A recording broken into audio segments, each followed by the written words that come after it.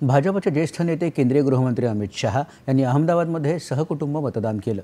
सुरक्षित आणि समृद्ध राष्ट्र, गरिबांच्या कल्याणासाठी कार्य करणारं आणि देशाचा गौरव उंचावणारं तसंच सर्व क्षेत्रात देशाला सर्वोच्च पदावर नेणारं स्थिर सरकार निवडण्याचं आवाहन अमित शहा यांनी मतदारांना केलं। स्थिर सरकार, सुरक्षित देश, समृद्ध देश, गरीब कल्याण और भारत गौरव को समर्पित एक सरकार चुनिए।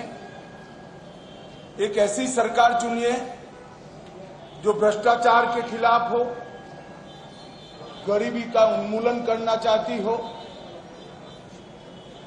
आत्मनिर्भर भारत बनाना चाहती हो, विकसित भारत बनाना चाहती हो और पूरे विश्व में हर क्षेत्र में भारत को नंबर 1 ले जाना चाहती है।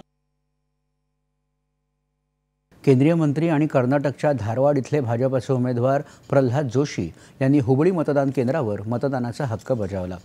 काँग्रेसचे राष्ट्रीय अध्यक्ष मल्लिकार्जुन खरगे यांनी कर्नाटकातील कलबुर्गी इथल्या गुंडागुर्थी मतदान केंद्रावर मतदानाचा अधिकार बजावला।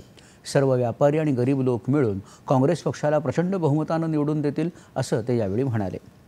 बहुत इम्पोर्टेंट है, इसीलिए हम सबको वोट करना चाहिए, क्योंकि भारी संख्या में अगर आप वोट करेंगे तो सरकार के विचारों को बदलने के लिए आपको भारी संख्या में वोट करके अपना शक्ति प्रदर्शन करना जरूरी है।